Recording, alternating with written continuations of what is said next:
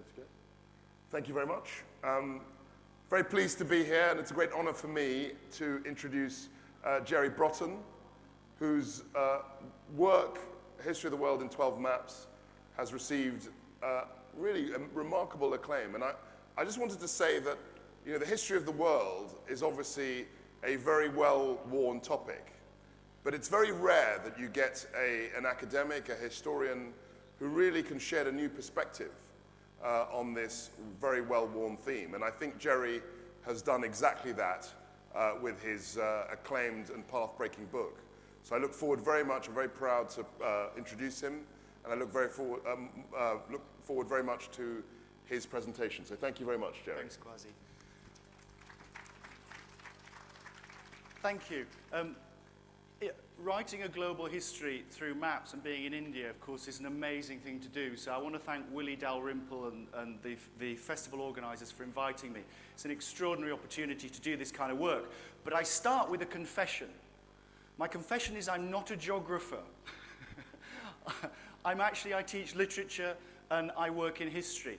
And the point I'm really going to try and make in this session today is that probably poets and philosophers, writers of the imagination, understand maps probably better than geographers and scientists. So this is one of the things I'm going to be talking about, and this is hopefully not just going to be a dry story about how maps have evolved over time. It's to say that I'm going to take a massive, massive span of history. I'm going to be going back 3,000 years. And my point is going to be that maps are so much more than just getting you from one place to the other. We kind of think, what is a map? A map gets you from A to B. I'm going to say that if you take a much longer historical trajectory, that's really not the case. Throughout history, maps have been about many, many other things. And one of my arguments is, as I say, because I work in literature, philosophy, and history, is what does a map do? A map says, where am I? Where am I in the world? Now, of course, for geographers, that's kind of important because it's where are you? You're in Jaipur, you're in London, you understand where you are on the map. What I'm going to talk about is the fact that that question, where am I, is also a deeply existential question. Yeah. Where are you is a related question to who am I? To understand who you are, you have to understand where you are in the world and where your place is on the map of the world. So what I'm going to do is really, it's not really a history of the world. Somebody once said to me, your book is given the wrong title. It should be really a history of the map in 12 worlds. And that was at a festival. I love that. It wasn't an academic who told me that. That's why I love festivals. Academics never come up with great lines like that. And it was such a clever way of thinking about the book. So what I'm going to show you, I'm going to walk through some images. I mean, this is very much led by the images, so I hope you can see the screens. And I just want to take you through some of the key maps that I talk about in the book. And as Kwasi said, it's really a way about writing history through maps. And everybody loves old maps. Everybody loves old maps. Old maps are great. I've chosen world maps. I'm mainly going to show you maps of the world because that's, again, the point of my title. It's History of the World in 12 Maps. And I want to make several arguments as I go along. One you'll be pleased to hear is that map making knows no boundaries around nations and empires. This is not a story about how the West triumphs and maps the world. The whole point I'm going to make is that all cultures have moments when they map the world, and that makes complete sense to those cultures. So we're not looking at just the world being mapped in a better and better and better way. My argument is that that's never the case. One critic famously said the story of cartography is a story of cartography without progress. Do we really think Google Maps are any better than maps 500 years ago? No, which I'm going to show you. I'm going to make that argument. We'll see what you make of it. The other point, of course, is that I had a wonderful event the other day. The festival has an outreach program, and I went to go and see some students at the school. And I made the point to them that they absolutely got, that the Earth is round. The Earth is a sphere. If you map it onto a flat piece of paper, you have to make decisions about what you lose in that process. You cannot square the circle when you draw a world map. You have to make selective decisions. You have to make distortions. And every culture makes decisions about that accordingly. And that's what I'm going to show you. Every geographer knows that when you make a map of the world, you have to make certain decisions. You can never map the world accurately. So what I'm really going to show you is some examples of that story. So I'm going to start with that image. And I'm going to end with that image. First image. This. Does anybody know what this is? Has anybody seen this before? Oh, great. This is the first ever recorded map of the whole world. This is from 750 BC. It's from Babylon, and it's a clay tablet. 750 BC. And I'm going all the way to Google Earth in 2015. That's the homepage of Google Earth. That is the span of what I'm going to talk about. I think I've got about half an hour. So I'm going to go from 750 BC to today with Google Earth. The point I'd make first off is that these don't seem to you like maps, do they? But of course, online maps like Google are what we all tend to use. And that certainly doesn't look like a map at all. So what I want to do is, first of all, is just question that whole notion of what you think a map is. So this, the clay tablet, this is extraordinary. This was found in 1882 in an excavation in Iraq, in Sipar in Iraq. They found this, and they had no idea what it was. And it is a map of the world. This makes a little bit more sense of it. So if you look at what we've got here, on the left, if it's left on your screen, you've got the little diagram.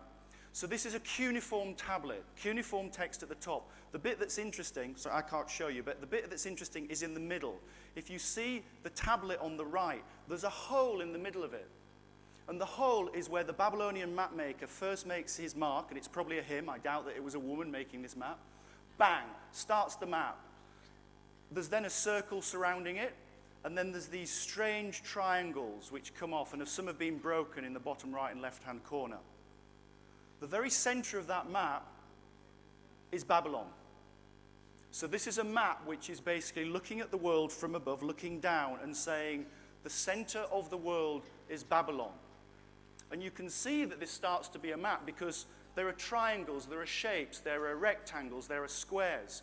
And all those areas that are circling around that central place of Babylon are different cities from the classical world. Bethany Hughes is here. She can tell us all about it later. She's a classicist. She'll know what this is all about. But for me, this is fascinating because it's a map which does what we all do first when we go and look at maps. We put ourselves at the center of the world. So this is a map maker in Babylon, and I love what he's done. This is a map made from the earth. It's clay. It's a map made from the earth that shows the earth. And it's clearly used in some way by the Babylonian sort of elite to say, this is the world and we control the world. It's surrounded, there's an understanding that the world is round, but it's flat. The earth is a round, flat disk, according to the Babylonians. It's encircled by a sea, Moratu, the bitter sea. And the triangles that are coming off at the sides are where you don't want to go. They are the places beyond Babylonian civilization. Don't go there because they're dangerous places. Now, I'm going to suggest that actually that's not too dissimilar to what the Google Earth map is doing. You'll see with this image, this is the Google Earth homepage. If you see where the dead center of it is, it's the United Kingdom. I took this screenshot in the United Kingdom. Any of you know that when you use Google Earth, if you log on, if it knows where you're living, the world turns and puts you right at the center. Go home and do it. It'll put Jaipur right at the center of the world. Everything else is peripheral. And you know what you all do when you go online. What's the first thing that you do when you go online? You find where you live. You don't look at London. You don't look at Beijing. You put your own coordinates in. You try and put yourself at the center of the map. And of course, this is what historically has always happened with map making. It's about saying, where am I? Where am I on the map? And that works as much as it does in Babylonian culture as it does on the west coast of the United States. So that's my range, okay? So we're going from here to there. But if you're telling a story of global history, you have to, of course, well, you do if you come from the west. You have to start with the Greeks. But again, people like Bethany and the classicists are questioning that story, but you have to start with the Greeks. So we're going to move forward a little bit, We're going to talk about how Greek civilization starts to map the world. And this, what you have here, this is the Greek mapmaker Ptolemy. Ptolemy is a Greek mapmaker who lives in Alexandria around 150 AD. And he lives in Alexandria at the library. He's got all the great books of classical civilization, and he's working on all of these, and he pulls them all together, and he writes this great book called the Geography. It's just called the Geography. It's great in the classical world. You can just name books like the Geography. Now we have to say History of the World in 12 Maps. Then you can just say, Herodotus just says, my book's called History. Great, it's brilliant. So Ptolemy comes along and says, my book is called Geography. And what he does is he gives you a way of mapping. He says, I can show you how you can map the world. And what he does is he says, there are 8,000 places in the classical world. And he names them all. And he says, I'm now going to tell you how you can draw a map to put all those 8,000 places on this map. And what he does very interestingly, he also says, in 150 AD, he says, we have known for thousands of years that the earth is a sphere. Okay? People in the medieval period did not believe the world was flat. It's a complete myth invented by the Americans in the 19th century. Okay? The Greeks, Ptolemy, Aristotle, knew roughly the circumference of the earth. Ptolemy tells us this, and he says, in 150 AD, he says, you cannot accurately map the world onto a flat piece of paper, but you can have a good go at it. And he says, I'm going to give you two ways of doing it. So this is what's called Ptolemy's first projection. So Ptolemy, in his book, says, this is what the world looks like. So if you look at the world, this is the world according to the Greeks. And surprise, surprise, look where the center is. It's roughly in what we would now call the Middle East. And I'm going to be saying, what on earth is the Middle East? What does that mean? It's in the middle of the East in relation to the West and the North and the South. Well, what does any of that mean? I'm going to come back to that. So he's got the Mediterranean and what we would call the Middle East at the center of his map. If you look at the furthest westernmost point, it's off North Africa. It's the sort of Canary Islands.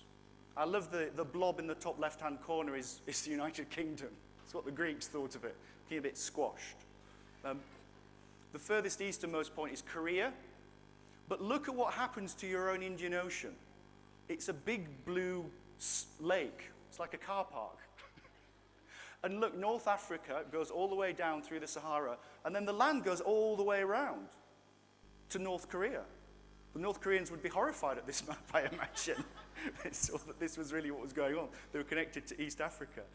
So this is Ptolemy's vision. This is what the Greeks think of the world. But of course, what Ptolemy does is he then says, you can create a map of the world with all your places by drawing a grid. You do a grid of latitude and longitude. And if you can see probably on that map, there are these faint lines, yeah? The parallels running east to west and the meridians running north to south. And Ptolemy says this in his book in 150 AD. He says, it's really easy to make this map. He says, you get a pin and you get a piece of string and you get a pencil. And you put your pin just above the map, your string goes down, and with your pencil, you just draw like that, wee, like that, and you do that. And that's how you do the parallels. And then he says, you get a ruler, and you draw the meridians like that. And can you see on the map? So you've got straight lines, yeah, fanning out, which are the meridians, and then you've got the curved lines for the parallels. And he says, it's a good way of drawing the world. He says, but that's not the only way you can do it. You could also have curved parallels and curved meridians like this map. It's a much later map, but it just makes the point. Look at the curvature. And he says this is harder because you can't use a ruler on this. But what he amazingly says, he says, this is not better or worse than that one. They're both equally valid. It just depends what you want to do with your map. He rather amazingly says about this one, he says, this sort of looks a bit more like we imagine the world if you were looking at it from deep space. It's an extraordinary thing to say in 150 AD. And I'm going to come back to that, with that image, because of course what Google are doing is seeing the world almost as if you were an astronaut or a god. Yeah? God looking down on the world. So it's this kind of incredible sort of divine perspective. You might also say an imperial perspective, and of course we're going to come to that. So Ptolemy says, he says it's a bit like seeing the world from space. It looks a bit more accurate. But he says there are also huge problems with both these maps. Look at what happens around sub-Saharan Africa. The world, according to the Greeks, doesn't go any further than sub-Saharan Africa. So this one is very funny, because if you can see, at the end of the meridians, you just have to turn sort of sharp left, boom, going down through into West Africa. Boom, Kwasi, your place. Look what they're doing to it. It's not there. It's terrible. You're not on the map. You're not on the map, Kwasi. I'll live, I'll survive. You seem to be surviving quite well, I have to say. Yeah, anyway. So this is Ptolemy. So this is 150 AD. You'd think by the time you've got here, we're on our way. It's just a process of gradually filling in the blanks, you know. If you get Columbus, he'd extend the map to the west. You know, if you get the Chinese, you can extend the map further south. So you'll be okay. Nobody pays any attention to Ptolemy. Ptolemy disappears for nearly 1,000 years. Well, of course, Western historians say Ptolemy disappears. What that actually means is that Ptolemy goes east. Ptolemy goes into Islamic culture. He's being read in India throughout this period. But of course, in the West, we just say he's disappeared. That means we just don't understand what's happened. And of course, again, a lot of the work that people are now doing, and some of which I'm trying to show you here, is to say what does happen when you go east. And I'm going to be questioning that term of what east means anyway. So, what then happens? What's the next shift that happens in map making? Is that. Now, I show this deliberately. Well, I'm interested to see if that throws people and makes you go, whoa. This is a map from 1086. It's an Islamic map by a guy called Ibn Hawqal, working again in Iraq. And look how weird that map is after what we've just seen with Ptolemy. South is at the top.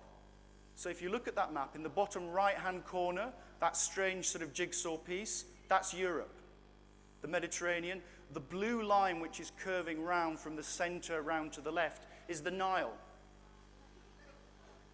And south is at the top. So as it were, Africa, southern Africa is at the top. And of course, the reason here is that the center of the map is very rudimentarily the Arabian Peninsula. Mecca suddenly becomes the center of the map. So the rise of monotheistic religions means that the map changes again. For the Islamic map makers, south is at the top. And it's completely different from anything we've seen so far. Ptolemy, of course, isn't interested in religion, so he's interested in science. So that's the kind of map that you get. For an Islamic worldview, that makes sense because it puts Mecca at the center, and it's about the way in which the Islamic empire is beginning to evolve and change and take over that world. So south is now at the top. So what you think Christianity responds with? Oh, sorry, this is another interesting map. So this is Al-Idrisi. So I talk in the book about extraordinary Islamic mapmaker who's working in Sicily in the 12th century. And what do you know? This is his map. Again, similarly, you can see with south at the top, all those strange sort of images sort of on the top right. Those are the sources of the Nile. So, you know, it doesn't need 19th century English imperial fools to be running around Africa to be working out the sources of the Nile. This was a big dispute within map making throughout the late classical period. So Idrisi again puts south at the top. Again, you can see bottom right is Europe. And I don't know if you can see, but the island that's floating very, very large there in the Mediterranean, which has quite a lot of islands, guess where that is? Sicily, because that's where he's working. So again, he puts Sicily very prominently on the map. And again, the center of the map is predominantly the Arabian Peninsula. So that's another example. Yeah, you see that Islamic tradition south of the top. So what does Christianity respond with? That. You're laughing. It's hilarious. It is hilarious. Look at, that's a mess. I mean, nobody can understand what's going on there. East is now at the top. And if I can explain to you, if you can see in the top right-hand corner, can you see that red bit? It looks like a big red tooth. That's the Red Sea. Get it? You know? What should we do? Put it in there. The bottom right-hand corner is North Africa, and then towards the bottom left-hand corner is wonderfully the United Kingdom. Those little sort of squashed bits in the bottom left-hand corner, that's the United Kingdom, which Kwasi might like, because it actually shows that Scotland is separated from England. The sort of Alex Salmond approach to map making. It's Very great. contemporary references. Absolutely, yeah. And Europe is just over to the right. And the center of the map, though, what's interesting here is the center of the map is Jerusalem. So you probably can't tell, but if you can sort of see, there is a circular city, and it's Jerusalem. And above it is the image of Christ being crucified. And everything above that, which of course is going east, as we understand orientation, you can't really see closely enough, but it's telling biblical stories. It's telling the stories of the Old into the New Testament. And it goes right to the top, and again, sorry, I can't move because I'll probably unplug something. But right at the top of the map, it shows the Garden of Eden. It shows Adam and Eve. Brilliant, you know. Where is it? Oh, yeah, we'll go up there, we'll see them. All right. Of course, that's not really the point. They don't really think they're there. And above that, outside the map, is Christ. You can't probably see it, but at the very apex, it's Christ. And it's Christ sending people to heaven or hell. And this map is called the Hereford Mappa Mundi. It's in Hereford in Wales, on the Welsh border with England. It's still there. You can still go and see it. And again, this is not a map about getting from one place to the other. This is a map about getting to heaven, to a Christian heaven. Yeah? The idea is that you want to get outside the frame of the map. You want to get outside time and space, where the world ends. You want to be up there with Christ. And you want to be going to the right, because then you're going to heaven, rather than the left. Yeah? So, and this is still in a cathedral. It's in a cathedral, and people go in, and in the 13th century, we date it to 1300. So it's just a bit after the Islamic map. It's 1300.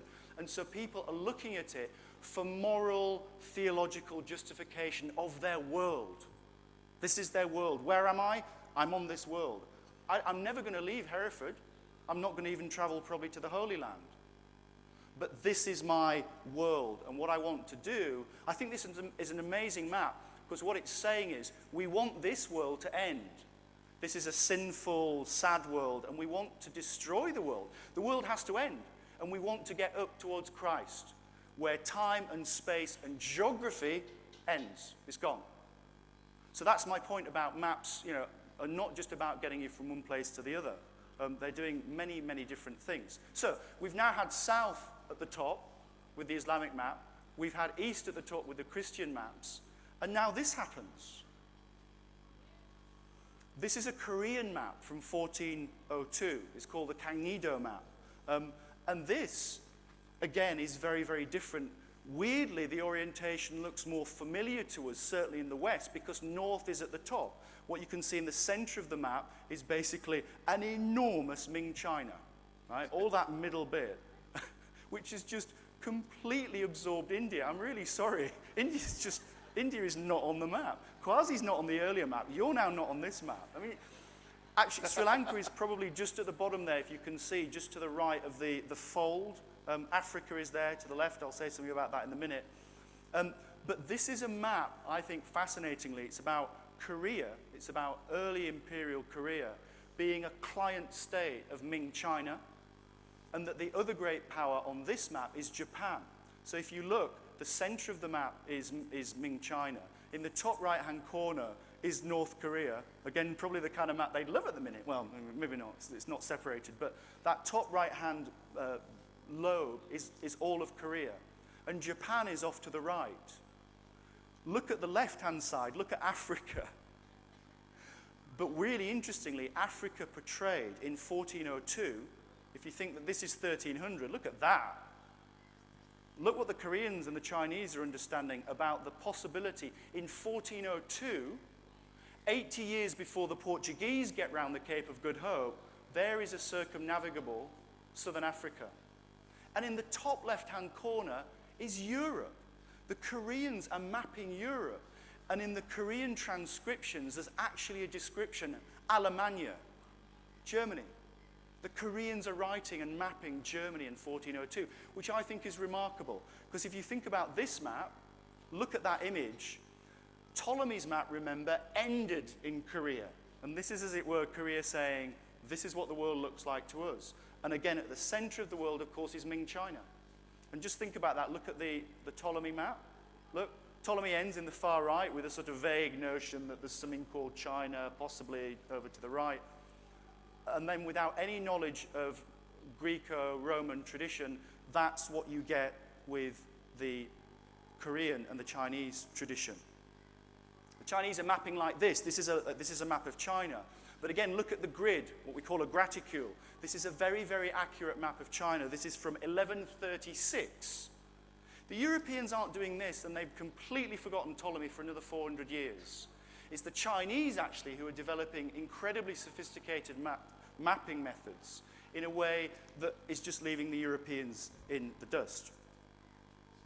Then, of course, you get into, again, what we call in the West, the Great Age of Discovery, which, again, is always seen to be about the West, sort of discovering the rest of the world. And again, this seems to be now an argument that's starting to change.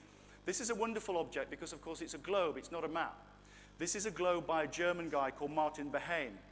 And Martin Behaim was traveling down the west coast of Africa. You can see, what you can see there is the shape of Africa down through sub-Saharan Africa. And again, you can see the sort of space that Ptolemy's talking about to the east.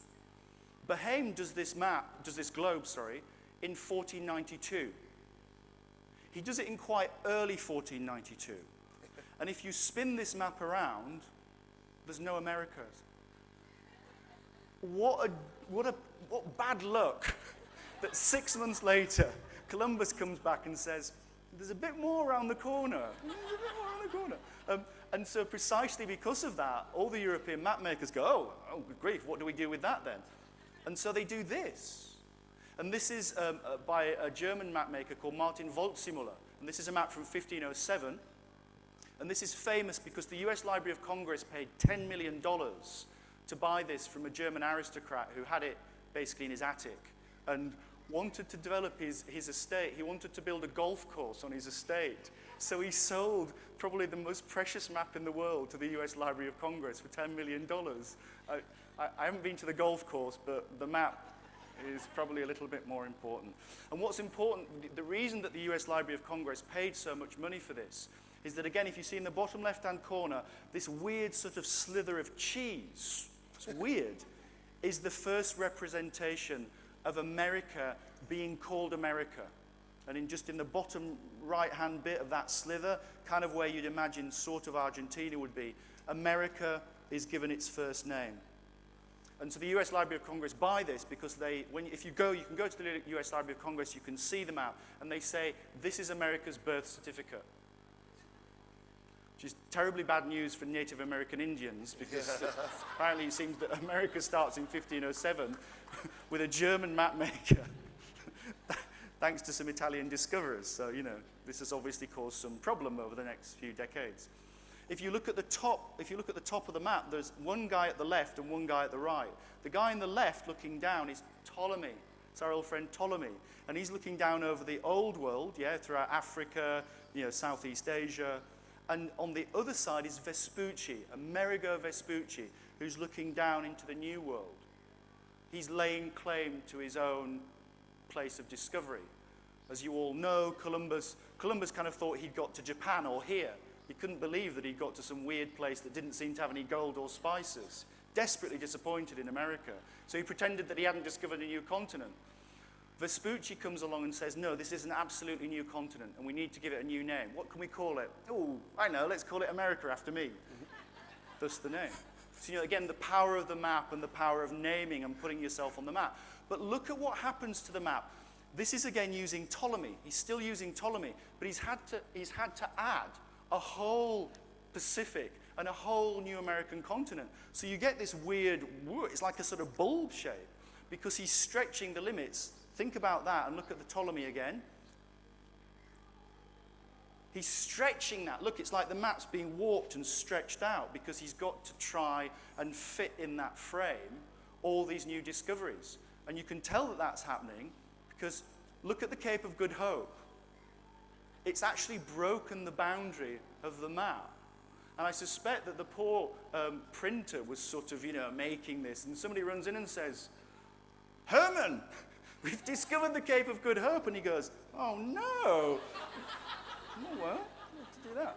A little bit of, But, it's clearly just been added in and terrible. Um, so this is 1507, and look, finally north is at the top. North is finally at the top. But then I just show these as a series of projections, just very quickly. These are just projections which you can see orientate the world, and this is in the 16th century. The way in which Western map makers respond is to say there are various ways in which you can map the world. We know the Islamic map makers have been putting south at the top. We know that in China, north is at the top. We know that the Christian, our own tradition, has put east at the top. So they come out with all these different projections. Just look at them. Nobody's trying to work out. Everybody's trying to work out where you put at the top. You put the North Pole at the top, in those top two. You put something sort of like what we're seeing with the Waldseemüller in the middle two. You then, in the bottom left, you have that great, it's the sort of United Nations version. We don't want to put anything at the center, so let's put the North Pole at the center. Nobody will get cross with us then. That's sort of what they do. And then some kind of crazy guy goes, bottom right hand says, let's shape the world like a heart. Okay, why not? Shape it like a heart. This is what we call a cordiform projection. It's the bottom right. So again, it's not secure. Nobody's clear about how you map the world properly until 1569, when this guy, Gerard Mercator, a Flemish map maker, comes along and creates the famous Mercator projection. And this is, I'm sure, the Mercator, we've all heard of the Mercator projection. Look at this map. It's rubbish. It's just rubbish. Can you even tell what's going on here? Mercator comes along and says, we've got to try and sort this out. And he says, we need a map, which he says in the title, is for use in navigation. He says, everybody now, we've got a globalized world by 1569. And look, you can look, if you look north and south of the equator on an east-west band, look at all the ships. It's about shipping moving from east to west. And he says, we need a map which probably is very distorted. Look at the north and south poles on that map. Can you see from left to right? The north and south poles just run on forever. Look at the land across the South Pole. He sort of cleverly disguises it by putting lots of text. Oh, just read this. Don't notice that this map is so distorted that the North and South Poles go on to infinity. And he says, I've got to do that. He admits completely that this is a compromise map. He says, I've got to do that if we want to be able to navigate east to west. So what he does another version of distortion. The mathematics of it are kind of quite complicated. But he distorts the world north and south, and you can see that. But he says east to west, it's quite accurate, because we've worked out that traveling through the North and South Pole is pointless. What I also love pointing out about Mercator is we go, yes, very good, very scientific, very objective. If you look in the bottom left-hand corner, there's a little circular insert where he shows the North Pole. He says, look, this is what the North Pole looks like if you look down from above. The problem is that Mercator says, and it's composed of 4 enormous rocks, which are actually magnets, and they draw all the water of the oceans into the center of the world, which is hollow. And there are also strange pygmies called skraelings who live on the islands. This guy's mad. For 400 years, we believe this man, and we map the world according to him. He thinks that there are pygmies who live on the North Pole, and that the world's hollow. He's crackers. But the map kind of works. It sort of works, because global trade moving out from Europe says, yeah, this is the kind of map that we need. And then we have something like this. So this is Sadiq Isfahani, and this is a map called the Map of the Inhabited Quarter from 1647. He works at the Mughal court of Shah Jahan. He writes the big encyclopedic history, and he puts this map in the text. So I'm showing you this to say, well, look interestingly at what's happening in the Mughal court in terms of mapping, and this has a very different orientation as well. South is again at the top, so in the top right-hand corner, you have Africa, which sort of slews over to the west, and is labeled as the land of elephants. And you can see, again, Southeast Asia, up top left, and that you've got Europe in the bottom right-hand corner. What he's doing, what Sadiq Isfahani is doing, is using climates from the Greeks, klimata. And he's interested, look, can you see them? That they're these bands running from east to west. And that's how he carves the world up. That sort of makes sense to him. So different traditions still going on, and the European tradition is not necessarily becoming completely top dog. But throughout that 17th and 18th century moment, this, of course, is what the Europeans are doing. The Europeans, people like the Cassinis in France, are using trigonometry. So they're going out, with different sort of methods of assessing the land and sort of doing triangulation with complicated measuring instruments, writing it all down. And they produced this map. This is the map of France, new map of France from 1748. And again, different method. Can you see, if you look closely at the map, it's full of triangles. It's triangles, sort of triangulation, marching over the country. And of course, this is a method, as you all know here in India, which leads to the great triangulation survey of India in the 19th century. So this method gets rolled out with those moments of imperialism, that the mapping technologies come with those European colonial administrators, and it's this kind of methodology which develops. But of course, still within the late 18th century, you have these kind of maps, an anonymous map, which again Western historians just call an Indian map. It's a map, it's an Indian map. Does anybody know where this map's made? It's made in Rajasthan. I showed the school kids this the other day and they just went, wow, 1770, a world map made in Rajasthan. And again, what you can see is that the orientation is with south at the top. And what we can see is that this is a remarkable fusion map. This is drawing on Persian cartographic techniques, Islamic techniques, Greco-Roman techniques. And what I love in the bottom left-hand corner, if you can see the little army marching across the bottom left-hand corner, that's Alexander the Great's army marching across there.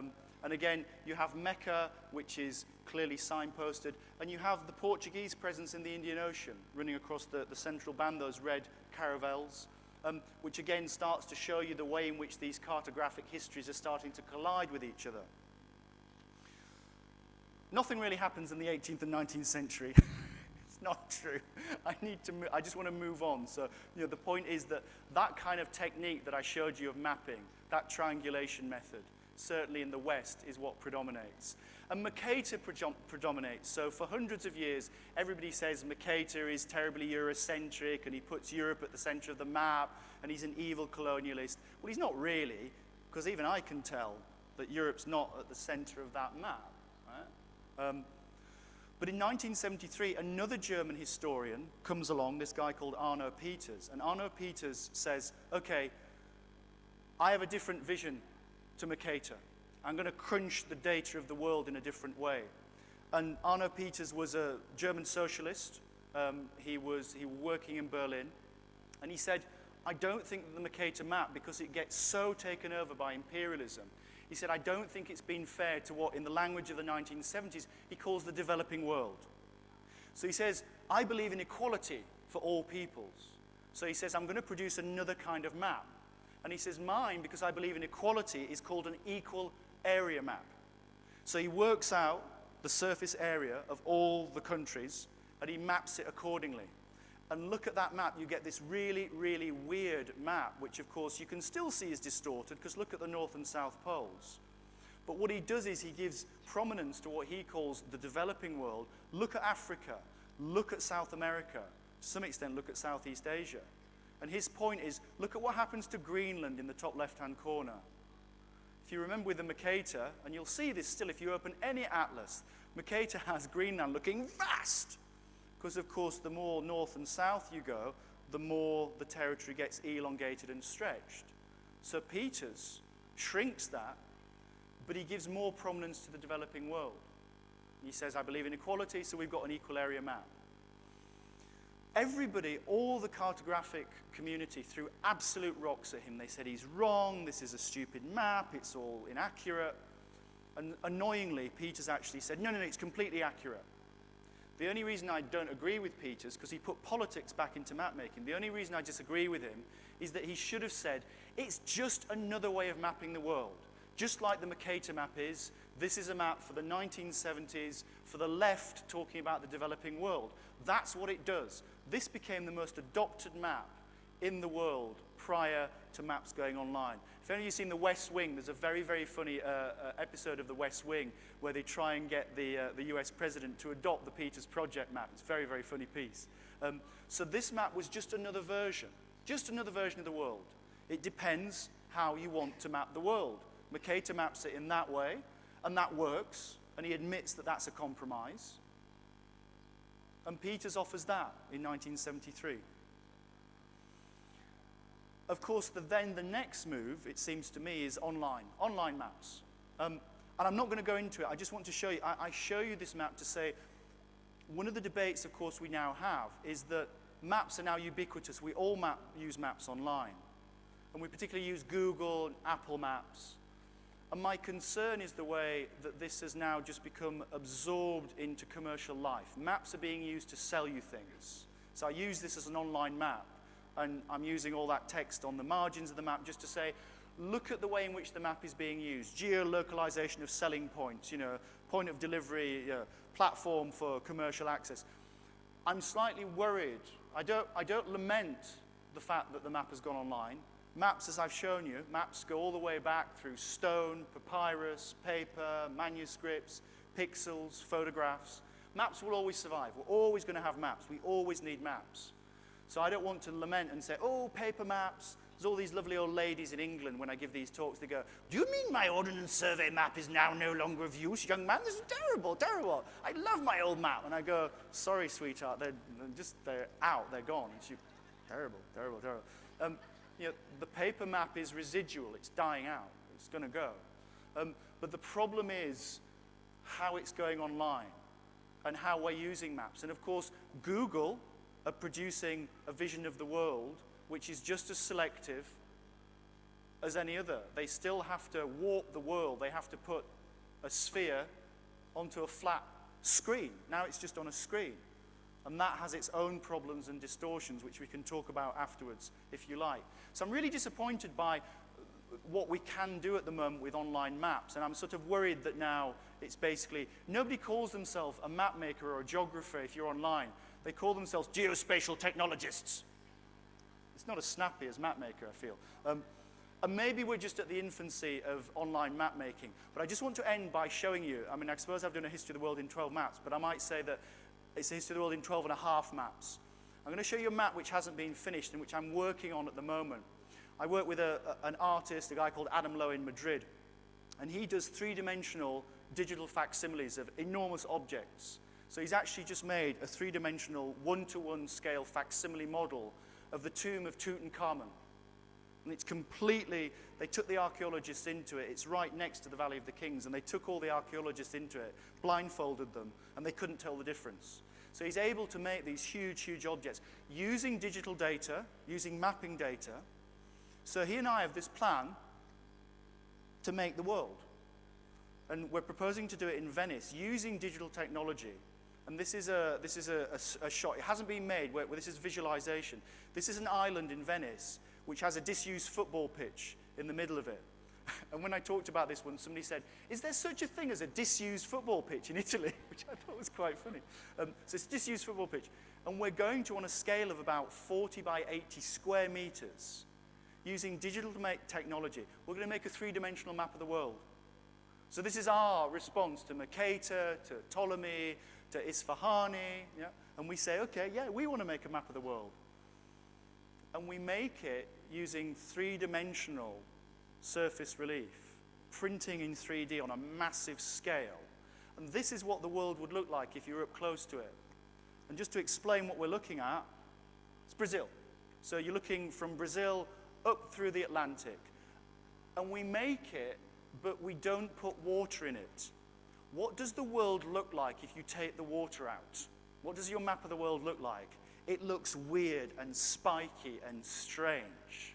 All the islands are elongated, they're like big needles. We presented this to a foundation in Venice, and the guy who ran the foundation said, well, I'm really worried in case somebody's walking around this and they fall in and they impale themselves on one of the islands. He said it's a health and safety nightmare. But look, this, I think, talk about globalization, right? I think that this is a more interesting idea about the world, the globe that we live in, than that, right? It's about building on that kind of scale to say, what does the world look like? And these are just other images of how we've modeled it. This is on just a model, and we're going to do it on a much bigger scale. So you'd end up looking at it like that. You'd peer in and look. So this is using digital technology, the kind of data that Google are using But my problem is Google is just using their data to sell you things. The maps could be so much better. I've been showing you these amazing maps, which are about people dreaming of what the world could be. So this is our sort of utopian project. And we plan to make it in Venice, but we could make it in India, we could make it anywhere.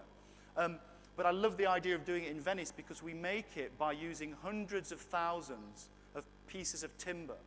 And we bang the pieces of timber into the ground, and then we create the variegated relief. And then what we do is we flood the world. We flood the world. And in a moment, we were just talking in the previous session about, depredations of sort of terrible environmental catastrophe. To show an image of the world being flooded and to watch the top of the Himalayas and Everest being the last point, and we've done this on a smaller scale, the last point in the world that disappears underwater, is a sort of a staggering and very sobering moment for us to think about globalization and what globalization is doing and what it's doing to the globe. So this is my last map, and that's the history of the world in 12.5 maps. Thank you for listening.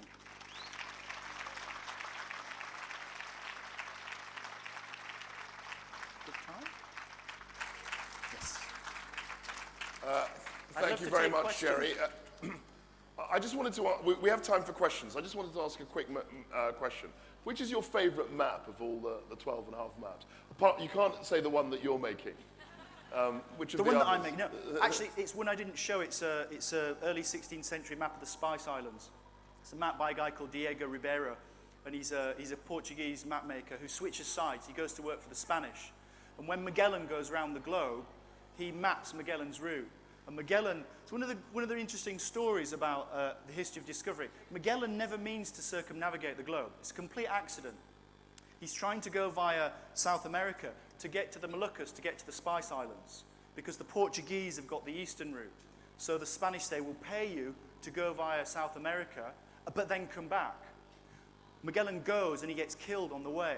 And of course they discover that the Pacific is so vast. They say, we're not going back that route. We'd rather take our chances and come back via the Cape. So they go back via the Cape and they accidentally produce the first known western circumnavigation of the globe. But they claim the Spice Islands. And Ribeiro creates this great map where he deliberately misplaces where the Spice Islands are. And he puts them just within the Spanish claim half the globe, and he puts them in that half. And it's a map which I've just been fascinated by for 20 years, because it's about how everybody believed that map. That map was an imperial marker that defined how Spain and Portugal were carving up the world. Complete fantasy. But he put the islands in such a place that everybody said, right, we can sign off on that. We all agree on that. And again, it's the power of the map that everybody signed up to it. So it was real. The Spanish owned the Moluccas. Complete nonsense. But that, for many decades, was the power of the map. So the Ribeiro map, which is one of my 12, is my favorite. Thank you. Questions? We've got someone guy there. at the Just back. right. Sorry, He's jumped to his feet. Yeah. Hi. Thanks very much. That was really entertaining. It's a question really of why the islands, why the bits in the sea are spikier. Is it simply because they haven't been weathered? So if there was no weathering, the land surface would look the same as that spiky undersea surface? Yeah, that's what well, I guess it's the production of the erosion. That's actually why you have this kind of extraordinary, sort of beautiful tapering, which again, we just didn't realize. And of course, this is one of the issues that the bathymetric data, it's known as bathymetric data, the mapping of the ocean floor, is still something that, we're still working on. One of the few women who map, it's an interesting question, always people ask me about mapping and gender. And the few American women who is involved in mapping, who's working in the 1970s, is mapping the ocean floor. So works out tectonic shifts in plates, because it's about the fact that nobody's really mapped this territory. And of course the new data, and Google's still updating it, Google is still updating the bathymetric data, but it seems to me that they're doing it very slowly because you can't sell anything at the bottom of the ocean. So we're having to use that data, but also supplement it with other examples. But that is the last. People say, is there anywhere still left to be mapped? And I say, yeah. And so the question is an interesting one in terms of what you're left with when you actually, as it were, drain the world. And that's what we're still working on, to sort of map that in such a way. But yeah, at the moment, they're beautiful. You have the sort of craggy mass. And then you have these sort of extraordinary landscapes that are just completely surreal. And then you start to discern the relationship between landforms and, say, the shape of Africa, as you could just do then, and the way in which the islands work. So, yeah. So, question there. My question is about, you didn't talk about the directions, I mean like the north at the top and why east and west. Now what are the, why it is, whether there is something colonial about it or whether we are fall in love with pole star, I don't know. And the second question is, what about Antarctica? How does it figures in map and when? Yeah, both really good questions. I mean, the first one is, anthropologists now talk about the way in which in archaic civilization there's a whole issue about orientation in terms of how you map. The north, because of course, prior to having magnetic compasses, prehistoric civilizations are saying the north is an awful place to orientate yourself from because it's cold and dark. So very few places really map north at the top. So it's a kind of surprise that north ends up in the top. No pre-modern cultures, no prehistoric cultures use west at the top, because west, of course, is always seen as where the sun sets and is a sign of death. Go west, young man, right? So the other orientations are being used. And I should have said that the whole interesting one about the Chinese map, the reason that the Chinese map is oriented with north at the top is not because of compass orientation, because of course the Chinese compass is oriented with south. It's a southern pointing compass. The reason is it's imperial ideology. Everybody looks up in subjection north to the emperor. The emperor looks down south because south is where the warming winds and crop bearing comes from the south. So that's why north's at the top in that map of Ming China. So it seems to me we don't know. The simple answer is, I talked a lot with historians of cartography. I've been doing this work for 25 years, and it took me about half of that time to say, excuse me, why is north at the top?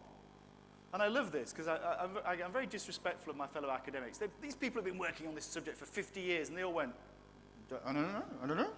Why is north at the top? Do you know? I don't know. Why? There's no reason why that happens. And of course, any Australians here will show you their great maps, which shows Australia on top. The orientation is completely arbitrary. There's no reason for it. But we have now all, I would imagine, globally signed off on north being at the top. The Antarctic point is a really good one, because why don't you orientate everything from the north or the south? What's really interesting, just quickly, last point, is that now, because of the way in which the global warming is happening, the north and south poles are now again coming up for territorial grab. Because, of course, particularly Russia is looking at mineral rights at the poles and saying, we want to claim some of those. And I wrote a wonderful piece because our dear William Hague, the Foreign Secretary William Hague, announced that an area of Antarctica was being called Prince Elizabeth Island. And I said, oh, some things don't change. That's ours, Prince Elizabeth. So the point is, I think, that they're coming much more into focus now. Since the older maps just said they're ice-locked, we can't navigate over the top. There's no point in mapping them. Now we have to say, yeah, we actually do need more accurate maps because they are going to become politically and nationally much more important. And the UN is basically having to broker those contested claims to those areas of the North and the South Pole. I'm sorry, I'm feeling bad that you can, because you laughed at the map, so I loved you for doing that. Jerry, my question is, while you were researching for this book, did you look at maps on wars? I mean, the military maps, how the maps got appropriated, and also wars on map, because in India we get into trouble with our neighbors very often about, or the other way around, how China is representing our territory or how we are interpreting Chinese or Pakistani territory. So did you have a look at that aspect of cartography?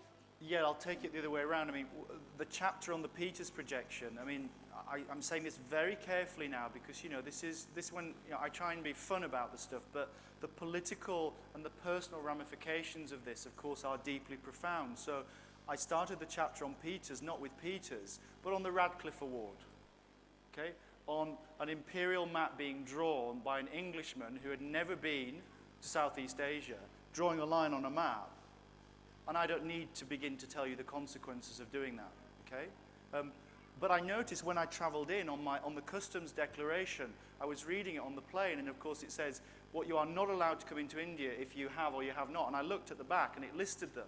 And there's about 6 things, and it's weapons, plants, foodstuffs. The first one is, I wrote it down, I didn't read it, but it says, any literature distorting the political boundaries of India.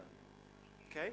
That is the first thing that's listed on that customs declaration. If they'd have seen my book, they might have not let me in. But again, I'm not making light of it because it's a very profoundly important point, as you all know now, about contestation of boundaries. One can talk. You think about the problem in Palestine, and again, the talk about a route map. The language again is of mapping, of having to define the map. That territorial dispute has to end at some point with the redrawing of a map. Extraordinary story just before I left that one of the big UK publishers pulped a new edition of an atlas which was being published. They had 50,000 books in the warehouse of this new atlas. Nobody had noticed that they hadn't put Israel on the map. It actually got to the point, and they published the book, and somebody went, hang on, where's Israel? Oh my God, they've pulped the book. So again, the power of that happening, if they'd have published that would have just caused an absolute outrage. The other point, just quickly, is that you do look at those maps which are being used in navigation and military activity. The problem is they don't survive. All the maps I've shown you are all shown in palaces. They're beautiful presentation maps. The dirty, thumbnail, the maps which have all been sort of, messed around, have pretty much disappeared. So we have a huge problem with understanding how people were using maps, as it were, on the ground. When I find them, those are the maps I love. The best one is one I saw in Amsterdam. It's a soggy East India Company log. Sorry? Exactly. Everybody has a map story. So it's an interesting distinction between how people are using the maps and the maps I'm showing you, which are about worldviews.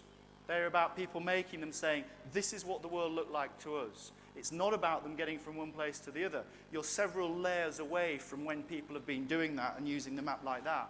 But those maps are still very, very important. Okay. So yeah, thank you. I think we've got time for one more question, and then we'll have to wrap up. So Jerry, do you want to? Sorry. Yeah, hello. You're on.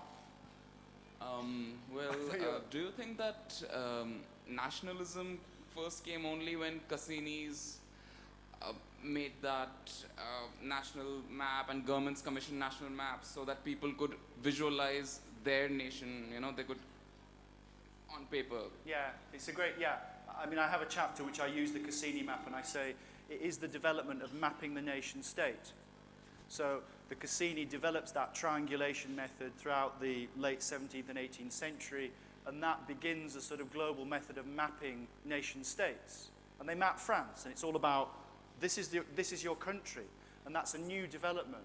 And of course that then rolls into colonial forms of mapping throughout the 19th and 20th century. My real worry, about that is, I think you're absolutely right, but the problem now is that governments and states do not have the power anymore to map their own territories. What we've quietly done is we're quietly ceding authority for mapping the world to multinational corporations. Okay? Google has no responsibility and no peer observation method for whether its maps are accurate or not. I'm not saying that they willfully distort their maps, but we've gone through, certainly in the West, 200-300 years where the state has taken responsibility for mapping. The Ordnance Survey in the United Kingdom has always been the national mapping agency.